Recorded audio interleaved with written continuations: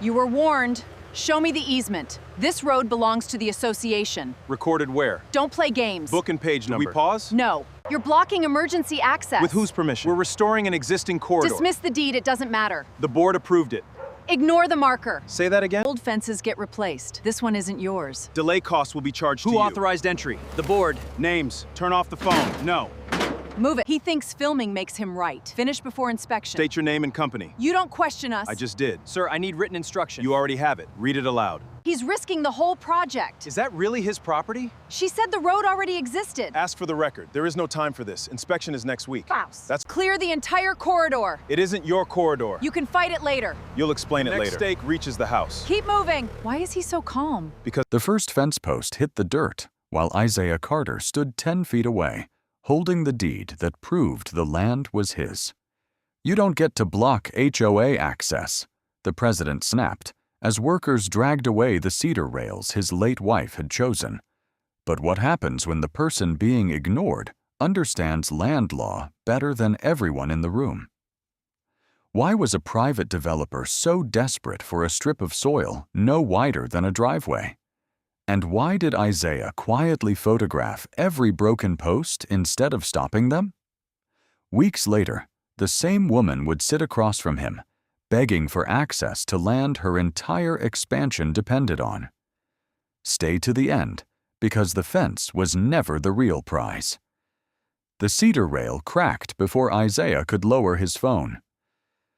"Stop the machine," he said.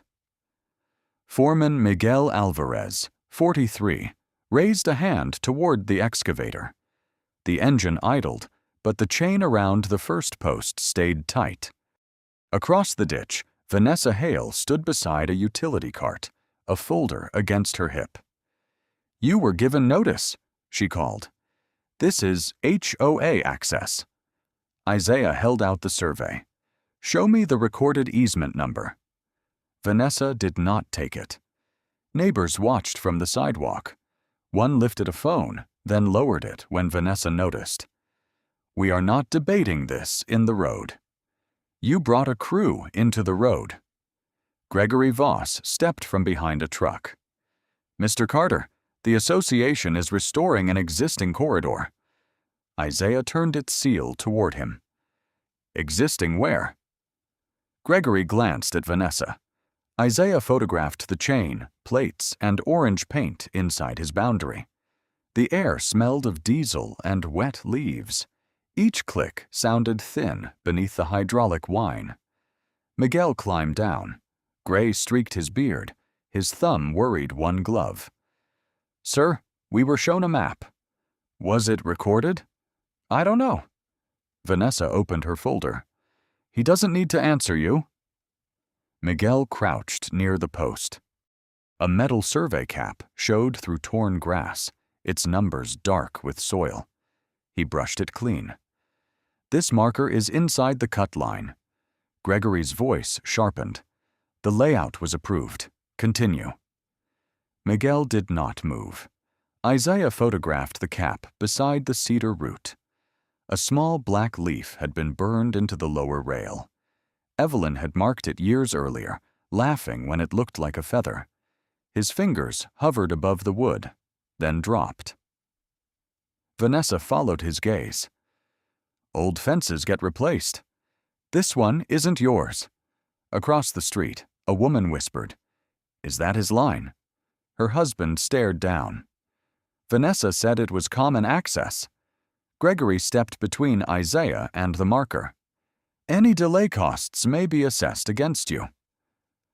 Isaiah folded the survey. "Who authorized entry after my written notice?" "The board." "Names?" "You'll receive correspondence." He raised his phone. "October 17th, 9:12 a.m. You're on parcel 18-C after notice denying access. State your name and company." Gregory's mouth tightened. "Turn that off." "No." Vanessa laughed. "You think filming makes you right?" "No, the deed does." The whispering stopped. Gregory leaned toward Miguel. "Finish it. I need that instruction in writing. You have a work order. It says clear existing access. That cap says something else. Vanessa pulled Gregory toward the cart, but the wind carried their words across the ditch. Inspection is next week. He's creating a record. Then move faster. The woman across the street raised her phone and kept recording. Gregory returned. Proceed under my authority. Miguel looked at Isaiah. I'm sorry. The chain tightened. Cedar groaned against packed clay. Isaiah felt the vibration through his boots as the post leaned, carrying Evelyn's burned leaf toward the dirt. He took one photograph before the wood struck dirt. Then he saw where the orange stakes led. They did not stop at the old road. They continued beyond the fence, straight toward his house. 4 days earlier, Isaiah Carter lifted a warped porch board and smelled cut pine. Still doing that yourself? Naomi asked through the phone. He wedged the board into place with one knee. It was loose. That is not an answer. Beyond the white entrance columns of crestwood pines, sprinklers ticked across identical lawns, but his house sat outside the association line, where pavement narrowed into red Georgia clay. I'll be there Friday, Naomi said. Don't turn the guest room into storage. It has a bed. Under the maps? Isaiah looked through the open door. 3 survey rolls stood beside a box marked Evelyn, Garden. The maps are upright, Naomi laughed. That sounded exactly like Mom. The hammer shifted in his hand. After the call, he carried the box to the kitchen. Dust floated through gold light. Inside were seed envelopes, a cracked blue mug, and Evelyn's faded green gloves, soil dark on the fingertips. He placed them on the windowsill, palms up, then turned the mug's handle toward the empty chair. A pickup slowed near the fence, passed, then returned. The driver, a young man in a reflective vest, leaned out. Mr. Carter? Yes. Survey crew. We're marking utility access for the development. What development? Second entrance, parking, clubhouse. You have the wrong parcel. The man checked a tablet. It says East Corridor. Who gave you access? HOA office. Isaiah stepped off the porch. Gravel pressed through his work shoes. This property isn't in the HOA. They said the old road was shared. There is no recorded road across my land. I only set flags. Not here. The driver took 2 orange stakes from the truck bed. I can call my supervisor. Do that before you cross the ditch. A mower hummed 2 houses away.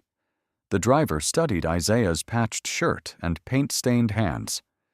Sir, I'm not making legal decisions. Then don't make a physical one. The stakes went back into the truck. At dusk, Isaiah unrolled an old plat across the dining table. The paper rasped beneath his fingertips. Evelyn had written in the margin years before, "Dogwood here, gate wide enough for Naomi's bike." A pencil line near the southern boundary marked the cedar fence they had built together. His phone buzzed. Mr. Carter? A woman said. Vanessa Hale, president of the Crestwood Pines Homeowners Association. I know the name. We had a misunderstanding with a survey technician. He attempted to enter private land. He was locating a historic access lane. Recorded where? A pause. Ice clicked against glass. We'll bring the applicable community documents tomorrow morning. Bring the county recording number. Her voice cooled. You may not realize how much this project benefits the neighborhood. I don't live in your neighborhood. You live beside it. The line held still. 9 o'clock, she said. We can handle this pleasantly. Isaiah looked at Evelyn's gloves. One thumb had collapsed inward, as if the hand inside had just been removed. Bring the number, he repeated. After the call, headlights swept across the kitchen wall. The same pickup had stopped near the southern fence. Someone in the passenger seat photographed the gate before the truck rolled away. At 8:58 the next morning, a golf cart rolled past the white Crestwood Pines gate and stopped beside Isaiah's ditch. Vanessa Hale stepped down in cream slacks and a navy windbreaker. Her silver-streaked hair formed a precise bob. She smiled before anyone had agreed to speak. "You keep early hours," she said. "I said 9. Then we're both punctual." A second woman stayed in the passenger seat, typing. Vanessa moved toward the cedar fence. "Please stay on the roadside." She stopped with one shoe above the grass. "We're neighbors, Mr. Carter." "My boundary begins at the ditch." Cold air fogged his coffee. A leaf blower whined behind the gate, then stopped. Vanessa opened the binder to a laminated map. "This lane predates both our properties.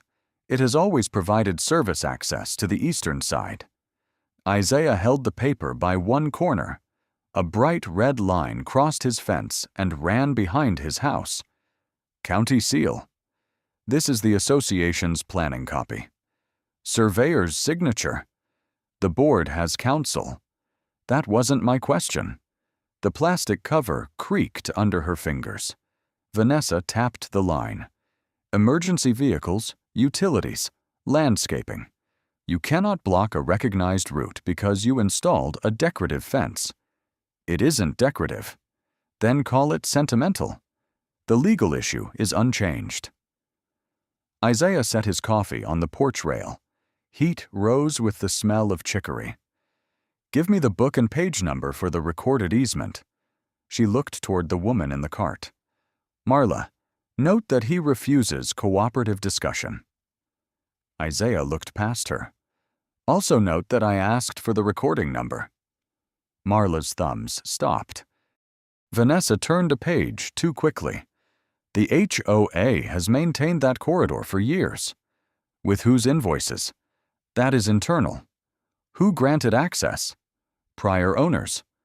"In writing?" Her jaw tightened. "You are making this more complicated than it needs to be." A delivery van slowed, then rolled on.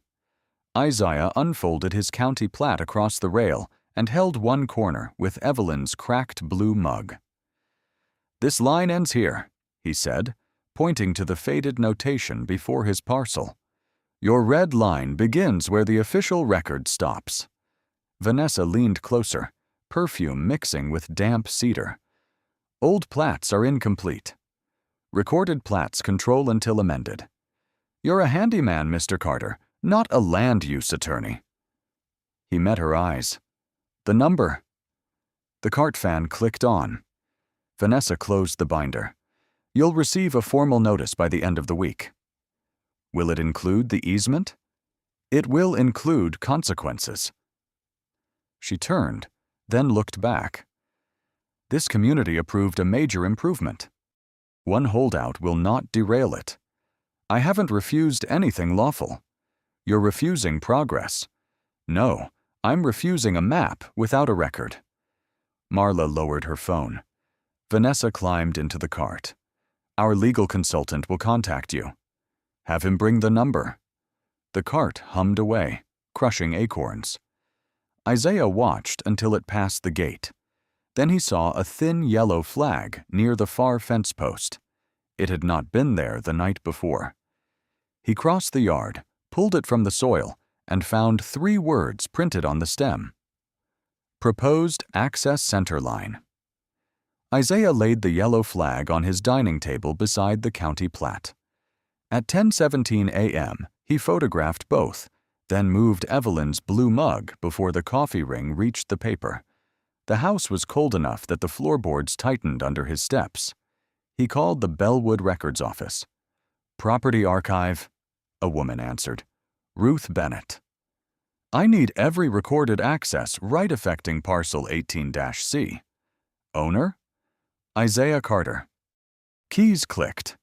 "You'll want the original plat, road records, utility easements, and amendments. And anything filed this year." The clicking stopped. "Come before 4. Some maps aren't digitized." By 11:30, Isaiah sat beneath buzzing fluorescent lights in the county annex. The room smelled of paper dust and cleaner. Ruth Bennett, 62, wore red glasses on a beaded chain and handled each page as if bent corners offended her. "You brought gloves," she said. "Old habit." "Surveyor?" "Not anymore." She opened a thick ledger. "This road was proposed in 1989. Never completed." The faded pencil line stopped 200 feet before Isaiah's boundary. Ruth pulled another folder.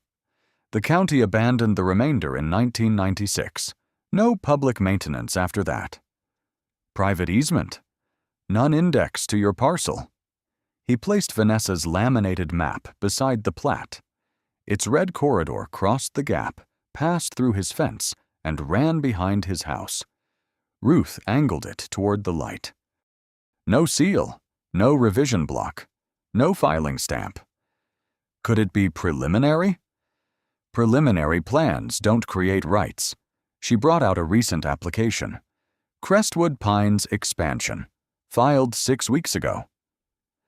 The packet described a clubhouse, guest parking, and a second entrance. A traffic note called the route Existing East Access. The exhibit carried the same red line. Submitted by whom? Gregory Voss. Approved. Conditional review. Conditioned on what? Her nail stopped beneath one sentence. Proof of legal access before final inspection. A cart rattled in the hallway. Isaiah heard Vanessa's voice again. One holdout will not derail it. Certified copies today? He asked. The plat and abandonment order. The application may take longer. Why? Ruth glanced toward the service window. Someone requested a replacement exhibit yesterday. Replacement? The access sheet was called incorrectly scaled. The new version hasn't been scanned. Who requested it? She turned over the routing slip. The signature was unreadable, but the company line was clear. Voss Development Advisory. Preserve both versions, Isaiah said. Ruth studied him. Expecting litigation? I'm expecting one version to vanish. Her gaze shifted to the locked archive door. She stamped the plat, then the abandonment order. Each seal landed with a metallic snap. These enter the public request log, she said. Once you take them, there's a record they existed. That's why I came. At 3:42, Isaiah stepped into sharp sunlight with 2 certified envelopes under his arm. Wind pushed dry leaves against his shoes. His phone vibrated. Remove the obstruction by Monday, or all delay costs will be charged to you.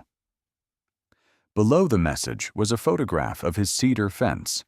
It had been taken from inside his property.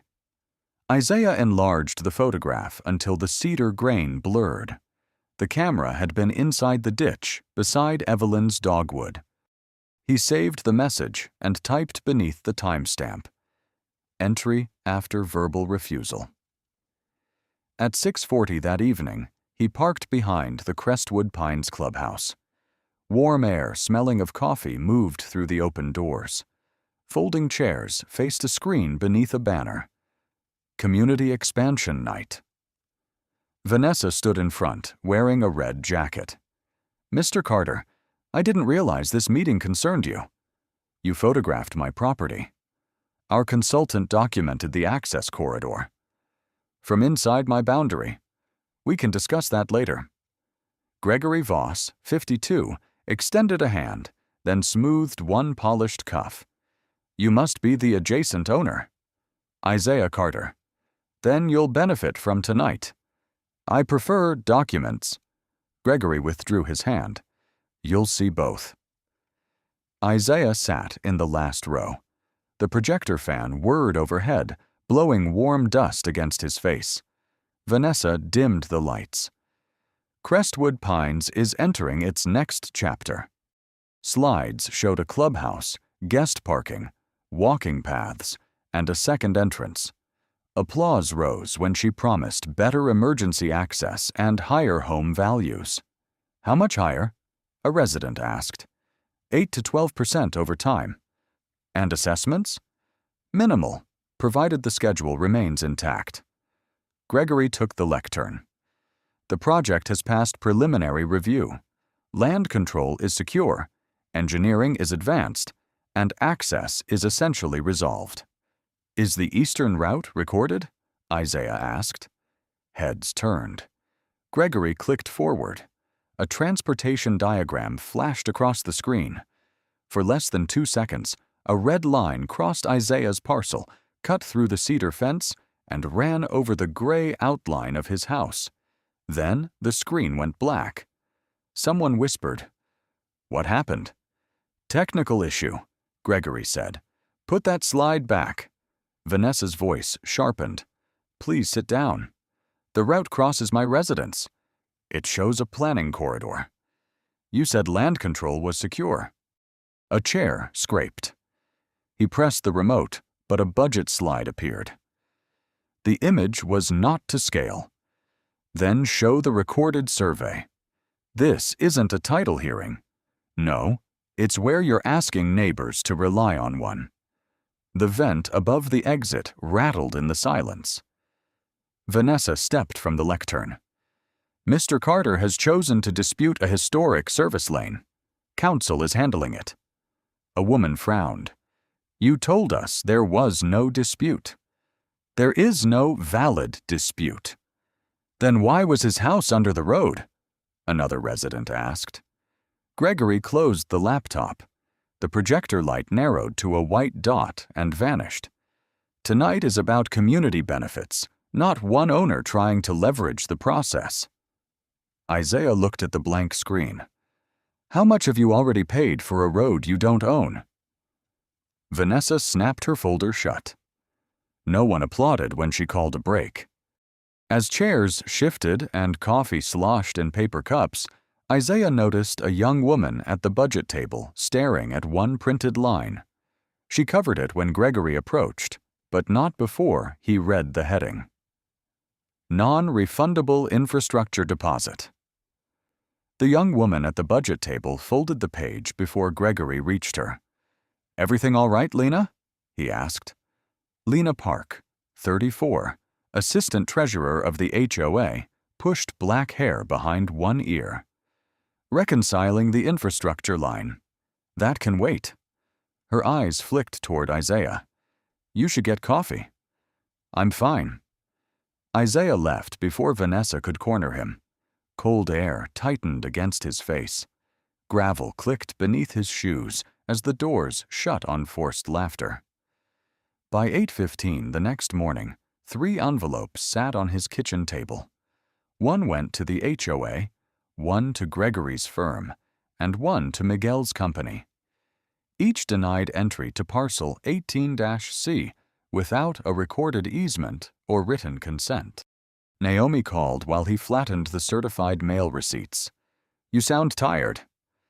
"They projected a road through the house." She stopped.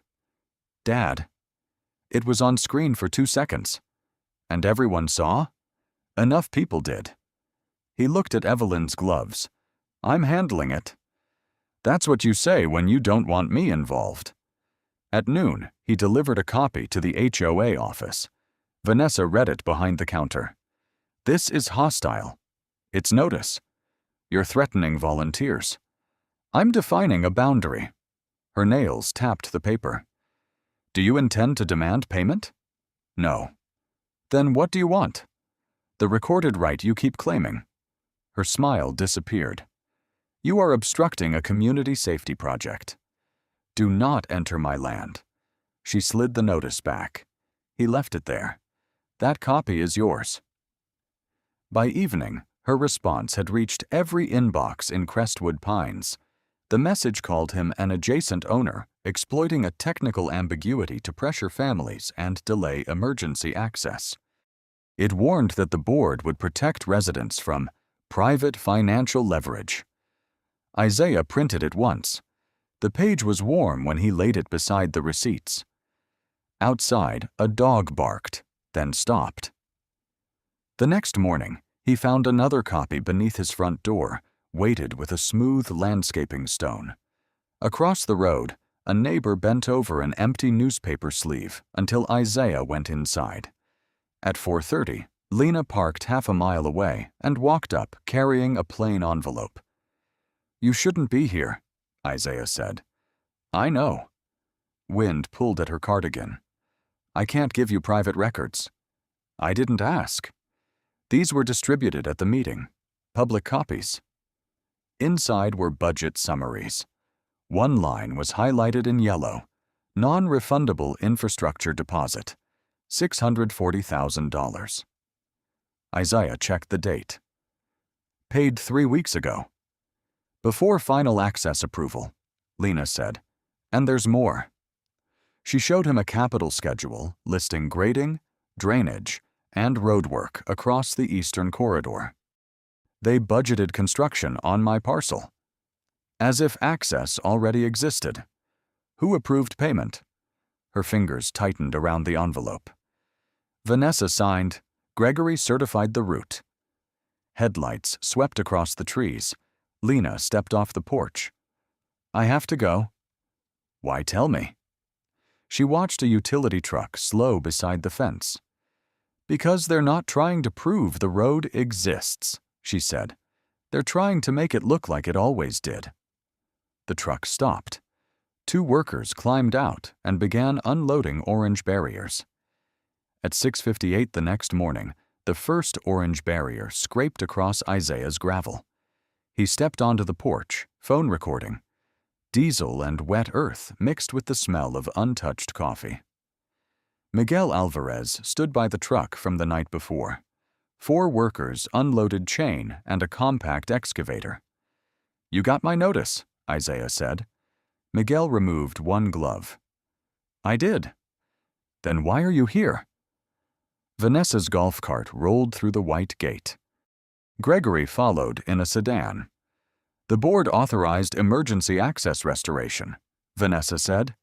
Isaiah raised the certified receipt. "There is no recorded access." "There is a safety need." "Where is the order?" Gregory shut his door. "County review is pending. We're preserving a historic corridor. You're altering disputed land before inspection. We're removing an obstruction." Across the road, curtains shifted. A man in slippers stepped into his driveway. 2 women stood near a mailbox. He called county enforcement. "Bellwood Land Compliance." "This is Isaiah Carter, parcel 18-C. A crew is entering after written denial. I need an inspector. We can send someone this afternoon. They're starting now. Do not interfere physically. You're logged for after 1. The line went dead. Vanessa watched him lower the phone. "Then we can proceed calmly." Isaiah moved beside the first cedar post. "You have been told not to cross." Gregory nodded toward Miguel.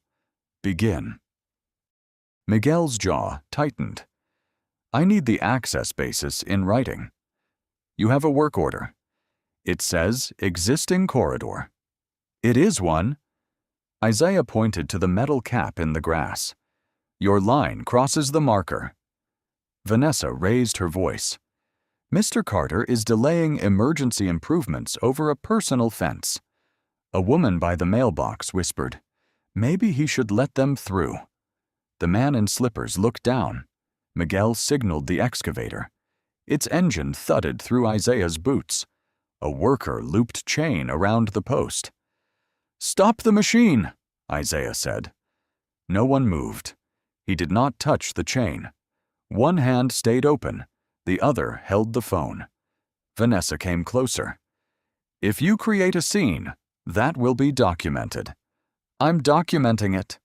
"You're making neighbors choose between safety and your pride." Isaiah looked past her. "No, you are." The chain tightened with a metallic snap. A cold drop slid from the cedar rail onto his wrist. Then the post leaned. Wood pressed against packed clay.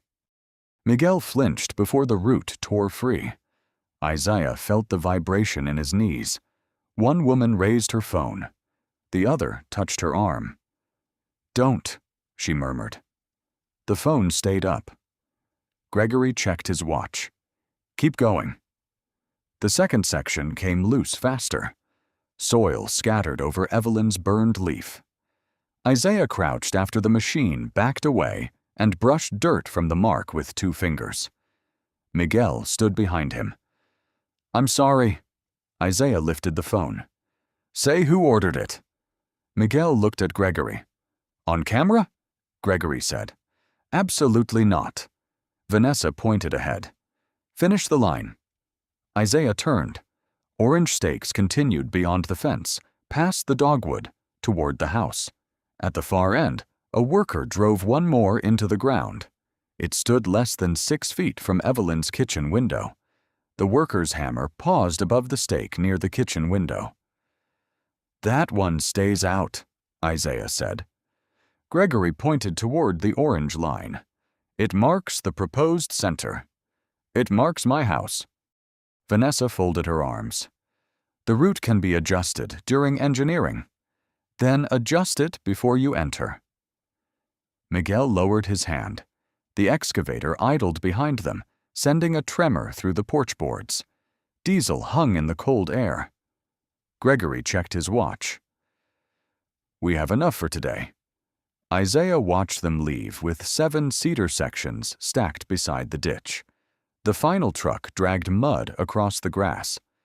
Afterward, a loose chain tapping metal disturbed the road.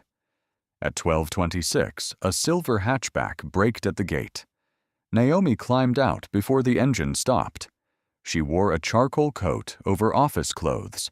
Architectural tubes rolled across the back seat. You said Friday, Isaiah called. You stopped answering. Then she saw the boards. What happened? Contractors. Whose? He looked toward the white columns. The HOAs. Naomi crossed the yard, shoes sinking into torn clay. She lifted one rail, then froze at the burned leaf near its edge. No. Set it down. There are splinters. This is Mom's mark. I know. She rubbed mud from the charred groove. It had split through the middle. You stood here while they did this? I recorded every step. That's not what I asked. Across the road, one neighbor closed his garage door. Why didn't you stop them? How? Block the truck. Call someone. Do anything. I called the county. And then? They told me not to interfere. So you watched?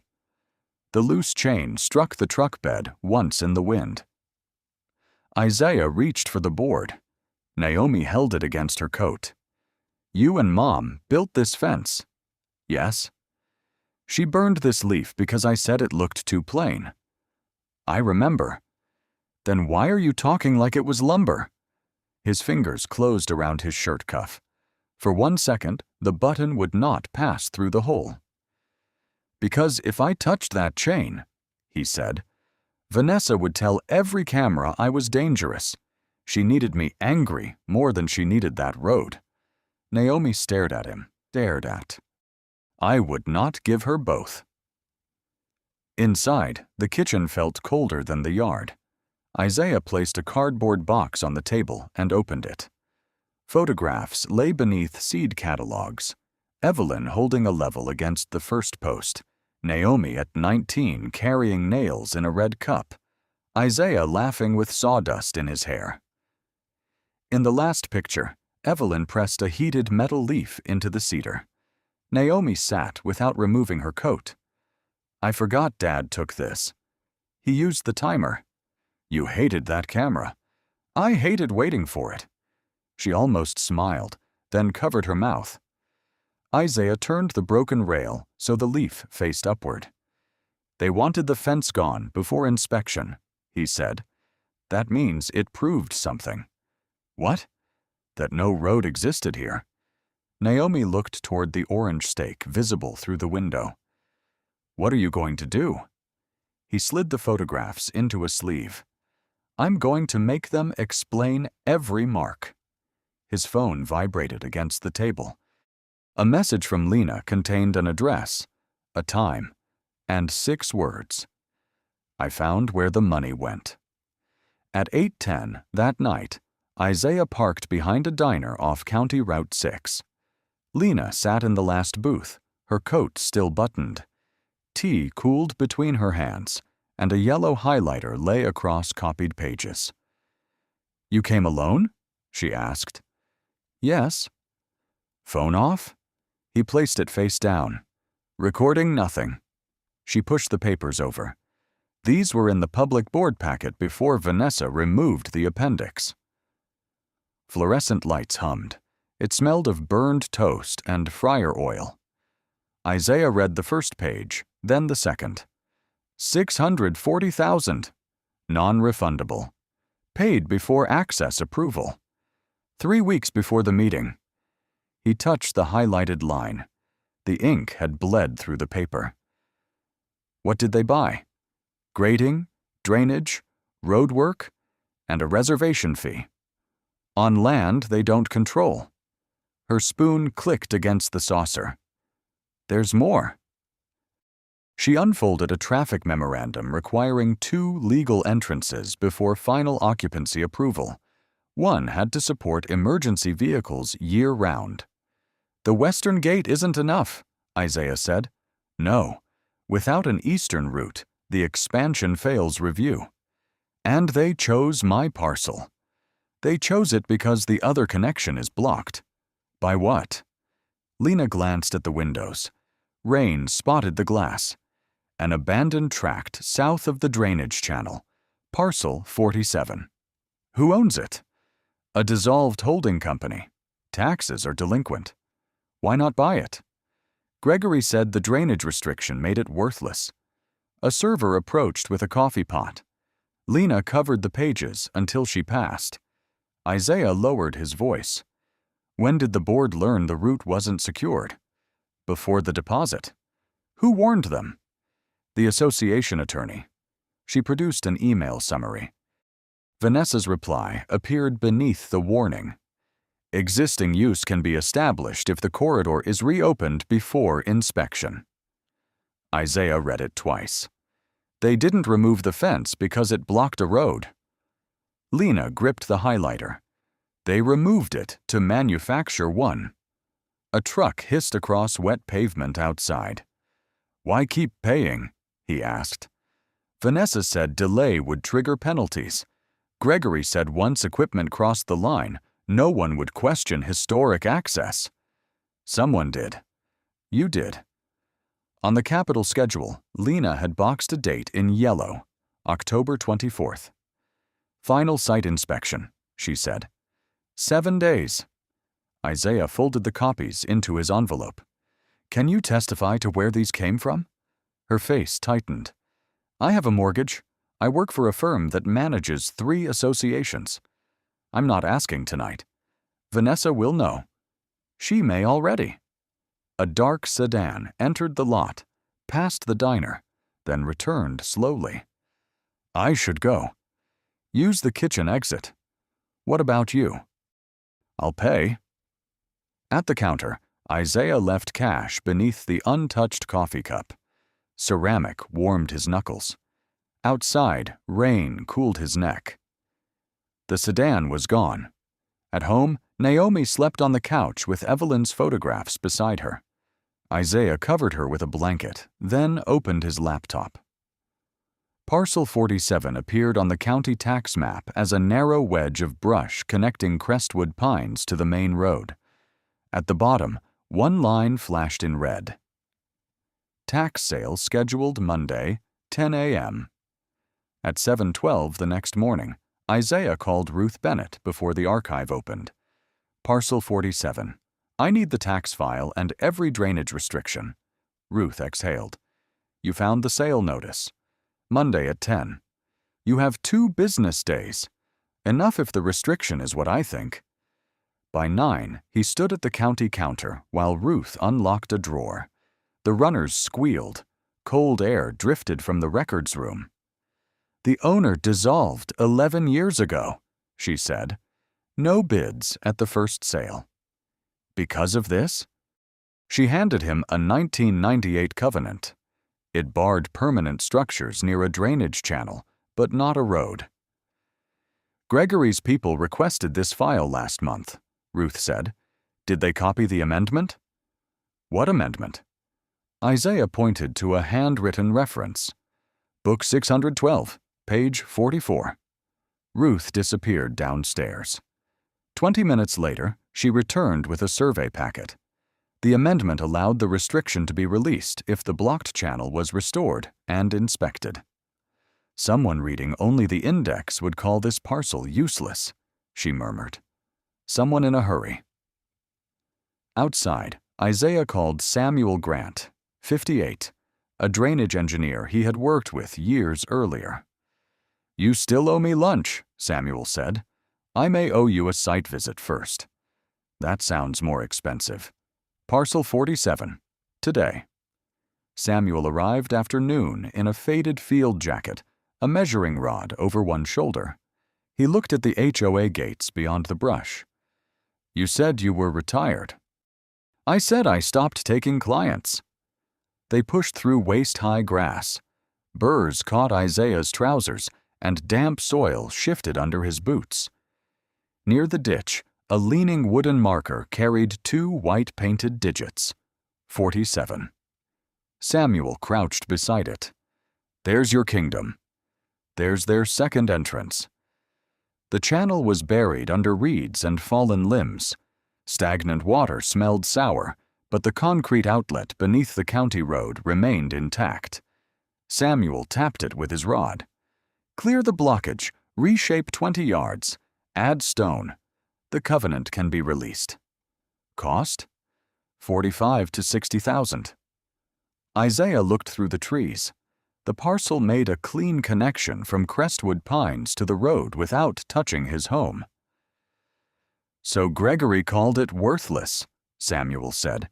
He needed my land to look like the only route. A branch snapped uphill. A dark SUV moved slowly behind the HOA fence, then vanished. Samuel lowered his voice. You planning to bid? Not personally. At 4:40, Isaiah opened a locked drawer. Naomi watched him remove a black folder marked Carter Land Renewal. I've never seen that. It hasn't needed to be seen. Inside were bank letters and a state registration listing Isaiah as managing partner. You still own the company? Half. I thought you left after Mom died. I left the office. He signed a bidding authorization and slid it into an envelope. What happens if you win? They lose the right to pretend I'm their only option. And if they bid? Then they admit 47 was valuable before the hearing. At 9:03 Monday morning, Isaiah entered the auction room in work boots and the same brown jacket Vanessa had dismissed at the gate. Gregory Voss was already seated in the front row. Gregory turned when Isaiah sat behind him. You're bidding? He asked. Isaiah folded his gloves on one knee. I'm listening. Parcel 47 opened at 10:06. Gregory's proxy raised the first bid. Isaiah waited through 3 increases, then lifted his number. 48,000. Gregory looked back. The proxy answered at 50. Isaiah said, 55. Wet coats and old carpet soured the room. A ceiling vent clicked above the silence. At 62,000, Gregory whispered to the proxy. The man shook his head. Going twice. The gavel struck. Isaiah signed under Carter Land Renewal. Gregory watched the clerk stamp it. What game are you playing? He demanded outside. One with recorded rules. You bought a drainage problem. Then you won't need it. At 1:57, the county chamber was full. Vanessa sat beside HOA counsel with a red binder open. Residents filled the rear benches. Lena gripped her purse near the aisle. Ellen Shaw, 56, adjusted her glasses. Crestwood Pines Eastern Access. Ms. Hale? Vanessa stood. One adjacent owner is obstructing a lane historically used for maintenance and emergency access. A map appeared. The red line crossed Isaiah's property. Ellen leaned closer. Recorded easement number? Our position is based on historic use. That was not my question. Isaiah placed certified copies of the 1989 plat and 1996 abandonment order on the evidence table. The proposed road ends 200 feet before my boundary, he said. No easement burdens parcel 18-C. Vanessa turned toward the audience. He is exploiting a technicality after families committed substantial funds. Ownership is not a technicality, Ellen said. Gregory approached the lectern. Mr. Carter is neither a surveyor nor an engineer. His interpretation should be weighed accordingly. The developer's attorney studied the filing sheet. Then Isaiah. Isaiah Carter? Gregory frowned. Former Director of Land Acquisitions for Meridian Regional Trust? Isaiah rested both hands on the rail. Formerly. A whisper moved through the chamber. Vanessa stared. You said you were retired. I am. The attorney closed his folder. He negotiated the East Bellwood Rail Corridor settlement. Ellen read from Isaiah's declaration. And advised 3 counties on disputed access. Isaiah faced the panel. My resume is not the issue. The deed means the same thing if I repair porches for a living. The room went still. He submitted photographs of the survey cap, denial of entry, and the orange stake 6 feet from his kitchen window. Miguel's work order called the strip an existing corridor. Who verified that? Ellen asked. Gregory glanced at Vanessa. The consultant did, she said. The board represented it as established, Gregory replied. Their chairs no longer touched. Ellen suspended all work and ordered both access exhibits preserved. Formal review would begin Friday. As residents rose, Vanessa blocked Isaiah near the aisle. You embarrassed this community. He looked past her. Lena had raised her eyes. No, he said. The documents did. A clerk changed files on the display. For 1 second, an internal email appeared before the screen went dark. Reopen corridor before inspection. The display went dark, but half the room had already read the sentence. Bring that file back, Ellen Shaw said. The clerk swallowed. It was in the temporary upload. Restore it. Gregory rose too quickly. His chair struck the rail. That email is privileged. Sit down until council rules. Vanessa reached for her red binder, then stopped when Miguel Alvarez entered through the side door. He wore a clean work shirt and carried his hard hat in both hands. Mud still marked the brim. Ellen nodded toward the witness table. State your name and role. Miguel Alvarez, site foreman for the fence removal. He was only a contractor, Vanessa whispered. Miguel heard her. His fingers tightened around the hat. Who told you the corridor existed? Ellen asked. Mr. Voss's office sent the work order. Gregory leaned toward his microphone. It reflected information supplied by the association. Miguel removed a folded packet. This is the message chain. The clerk took it. One message authorized clearing. Another warned that Isaiah had denied access in writing. The third came at 6:14, the morning of the demolition. Ellen read aloud. Remove fence before county inspection. We need the corridor visible. Who sent this? Miguel looked at Gregory. Answer, Ellen said. Mr. Voss. The ventilation clicked off. Without it, the chamber felt smaller. A phone rose in the back row. Gregory's counsel stood. That phrase does not prove intent to mislead. Miguel turned another page. There's one more. The sheet trembled in his hand. What does it say? Make it look established. Vanessa's face lost color. That is out of context, Gregory said. Then provide the context, Isaiah replied. It was his first sentence since Miguel entered. Gregory gave none. The clerk restored the email on the screen. Beneath the line was Vanessa's reply. Do it before he gets an injunction. A murmur moved through the residence. The man who had avoided Isaiah at the mailbox removed his HOA pin and closed it in his fist. Ellen ordered every message preserved. No further work. No entry onto Parcel 18-C. No alteration or replacement of exhibits. Vanessa stood. Our residents will suffer because one owner refuses cooperation. Lena rose from the rear bench. No, she said, her voice cracking once. We paid before access was secured. Every head turned. She walked down the aisle carrying the yellow highlighted budget page. I prepared the transfer. I was told legal review was complete. Lena, stop, Vanessa said. The attorney's warning was removed from the final packet. She placed the page beside Miguel's hard hat.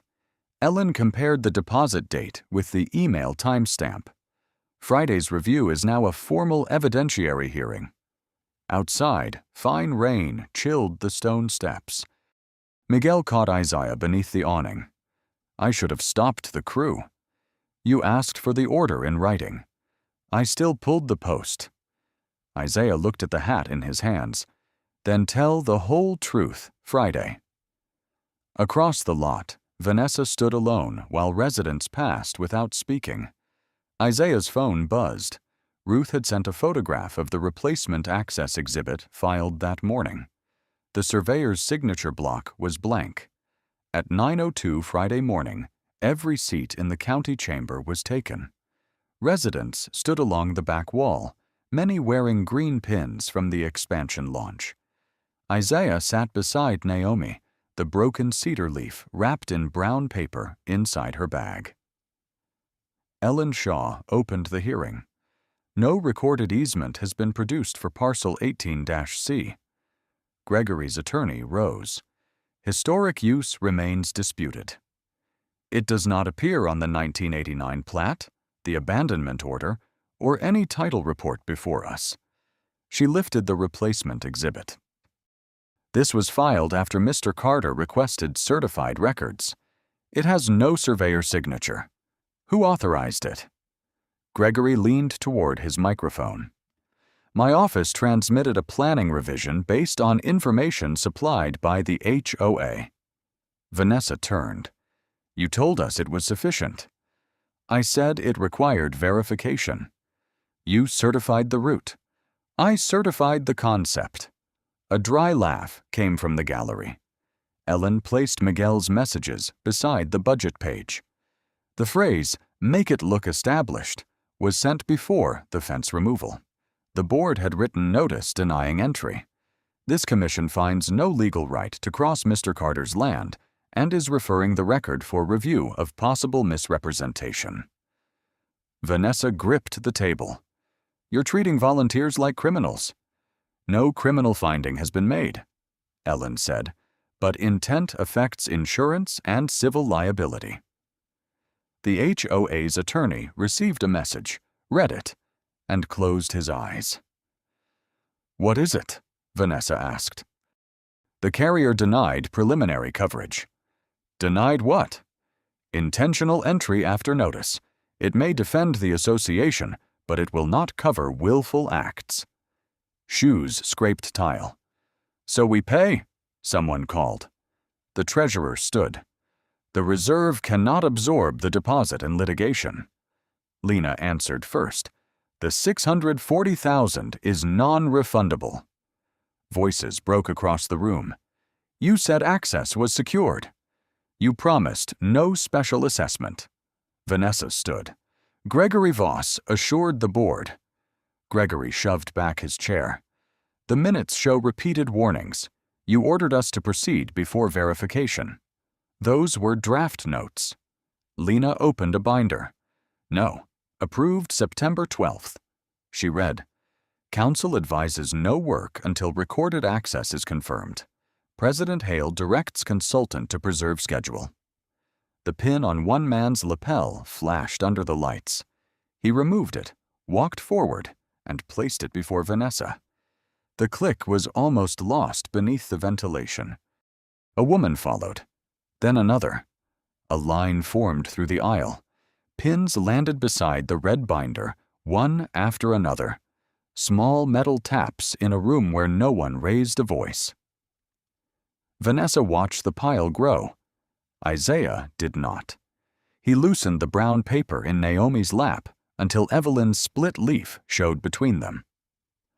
Ellen suspended all expansion work, ordered an independent audit, and directed the inspector to document the fence line before repairs. As the chamber emptied, Gregory passed Vanessa without speaking. Residents filed around her table, leaving the pins behind. The HOA attorney set one final envelope on top of the pile. "Formal notice," he said. "The board is holding an emergency removal vote tonight." At 7:03, the clubhouse smelled of wet coats and coffee. Vanessa sat beneath the expansion banner. Green pins filled a paper cup. "This vote is premature," she said. "We're reacting to pressure." Marcus Reed, 44, an accountant who aligned every page before speaking, faced the board. "We're reacting to documents." Gregory's chair was empty. A resident called, "Did you know access wasn't secured?" "I relied on professionals." Lena opened the minutes. "You overruled counsel." "You're an employee." "Tonight I'm a homeowner." The air conditioner rattled. The motion to remove Vanessa passed 6-1. She grabbed her red binder and knocked over the cup. Pins scattered across the floor, clicking beneath her shoes. She stood among them, then walked out without picking one up. 3 days later, Marcus called Isaiah. "We need to discuss Parcel 47. Isaiah looked at the orange stake near Evelyn's dogwood. "The land your consultant called worthless?"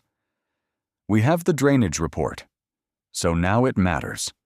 Without an eastern entrance, the expansion dies. Come Thursday. Bring the board." 5 directors met him in a county conference room. Marcus placed an appraisal on the table. "We're prepared to pay a premium." Isaiah left it sealed and slid forward one page. Marcus read the heading, "Conditions for Limited Access Agreement." It required independent title review, written owner consent, a neutral surveyor, an appeal process outside the board, and review of earlier boundary complaints dismissed without investigation. One director frowned. "This is governance, not a land sale. That is the agreement. You could name any price." "I named what I need." Marcus continued. "Annual public audit, mandatory training, no contractor work from an internal map alone." "And the fence?" Lena asked. "Restored in cedar on the recorded line. What if we refuse?" "Then 47 remains mine." No one touched the appraisal.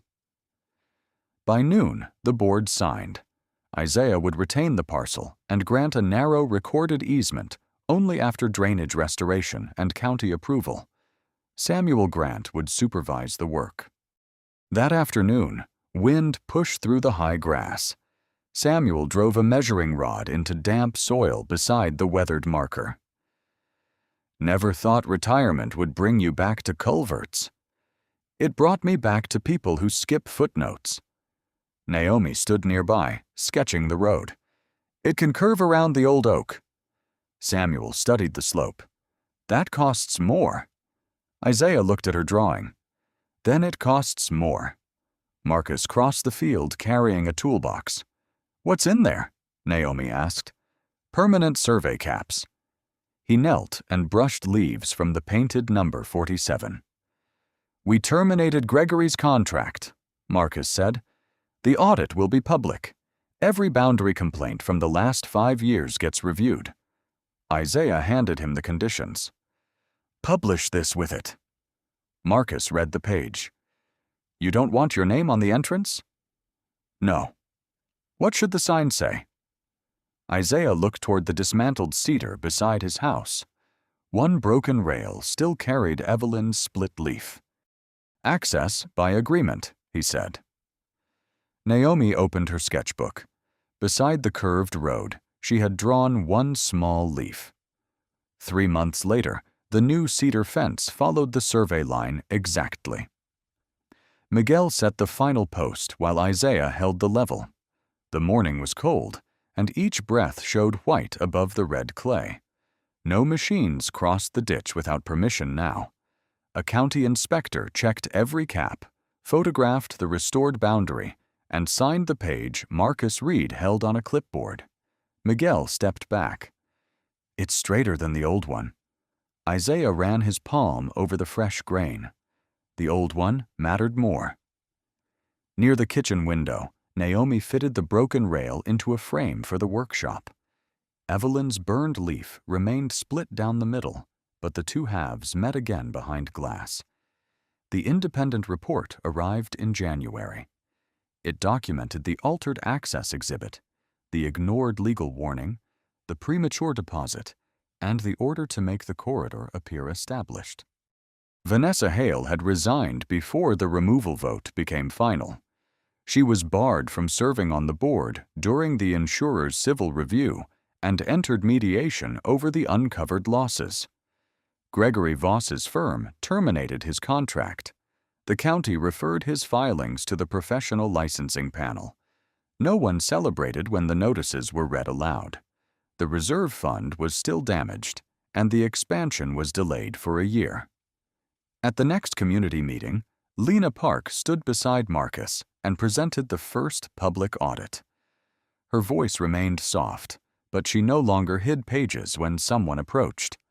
Every land access claim now required a title opinion, an independent survey, written owner consent, and a recorded vote.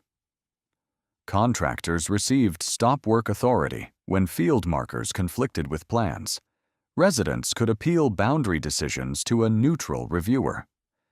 Miguel's company adopted the same rule for all crews. No clearing based only on a client's internal map. The final section of road opened in early spring. Samuel supervised the restored drainage channel, while Naomi watched water move cleanly beneath the new stone crossing. The route curved around the old oak, just as she had drawn it. At its entrance stood a modest sign with no family name and no company logo. Access by agreement. Below the words, Naomi had carved a small leaf. Marcus joined Isaiah beside the sign as the first service truck rolled through parcel 47. Its driver stopped, checked the posted boundary map, and waited until the gate arm lifted. "We could still name the road after Evelyn," Marcus said. Isaiah watched the truck pass without touching his fence. This is enough. Later that evening, neighbors gathered near the young dogwood by the restored cedar line. Some brought food. Others brought old complaint letters from fences moved, sheds challenged, and gardens crossed without proper review. Lena collected them for the continuing audit. The man who had looked down during the demolition handed Isaiah a new brass survey cap cover and said only, "I should have spoken." Isaiah accepted it without answering for him. When the road emptied, Naomi carried the framed broken rail into the workshop. Isaiah switched on one lamp. Warm light settled across the burned leaf, the old photographs, and Evelyn's faded green gloves on the shelf. Outside, the new gate closed with a quiet click. The leaf was still there. Have you ever seen a homeowners association, landlord, company, or local authority ignore someone's rights because they assumed that person would stay quiet? Share what happened in the comments, especially if a document, witness, or small act of courage finally changed the outcome. Send this story to someone who believes dignity should never depend on status, influence, or how loudly a person can argue. Stories like Isaiah's matter because quiet resistance can expose bad procedures and create protections for everyone who comes next. Subscribe for more stories about justice, steady courage, accountability, and meaningful system change. And tell us, would you have demanded compensation, refused all access, or accepted an agreement that protected the whole community?